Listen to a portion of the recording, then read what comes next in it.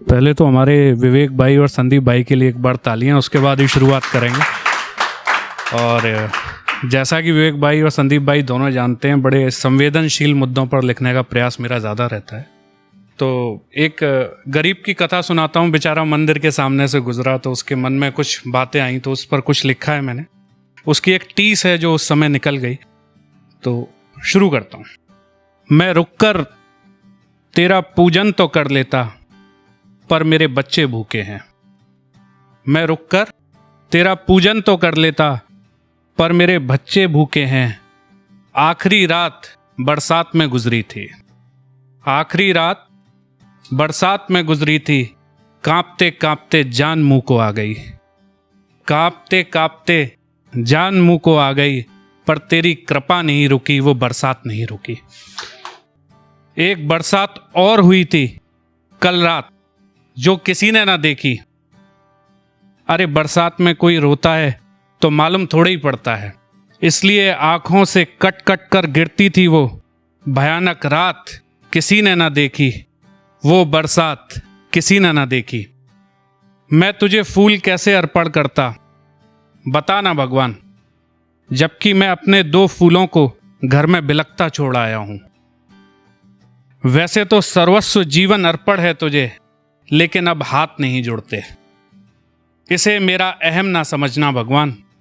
दरअसल माँ के दूध में ही इतना स्वाभिमान पी लिया था कि दिल से तो बहुत धनी हो गया, लेकिन संसार की नजरों में दरिद्र रह गया। जो जीवन तूने दिया उसके लिए आभार तेरा। जो जीवन तूने दिया उसके लिए आभार तेरा। मर जाऊंगा और कुछ ना मांगूंगा, ये स्वभाव मेरा। हाँ, एक बात तो तुझे बताना भूल गया। कल रात बच्चों ने एक बात तो कही थी, पिताजी नमकीन आंसू तो पी लिए, अब मीठी नींद आ जाएगी। तू चिंता ना कर, दिन में धूप खा लेंगे और शाम को हवा खा लेंगे। पर बापू तेरी आंखों में तैरता डर हमें खा रहा है। तू भी सो जा, तू भी सो जा अब, क्योंकि अगला दिन फिर आ रहा है। Thank you guys. एक पोइट्री मैंने लिखी थी, बुक्स के ऊपर लिखी थी, बस उसको सुना के मैं विश्राम लूंगा। मेरी एक यात्रा तुम्हारी 100 पुस्तकों पर भारी रहेगी, क्योंकि मदमस्त हवाओं को तुम शब्दों से ना छू पाओगे, ना ही कच्ची पगडंडियों का रास्ता पन्नों में ढूंढ पाओगे।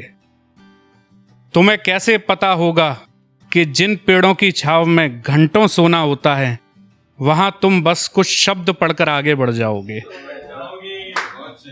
तुम नदियों को कैसे समझोगे जब तक कि उसके घाटों पर घंटों बेसुध ना पड़े रहो। बल्कि किताब में तो तुम्हें नदी बस 2 अक्षर का शब्द ही दिखाई देगी। तुम अजनबी चेहरों को पढ़ने का आनंद कैसे उठाओगे? तुम तो बस किताबों की विवेचनाओं में ही अटक कर रह जाओगे।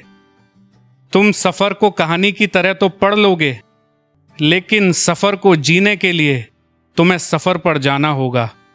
किताब किनारे रखकर यात्रा की तरफ जाना होगा, कि सफ़र को अपनाना होगा। Thank you so much guys, thank you so much, thank you so much.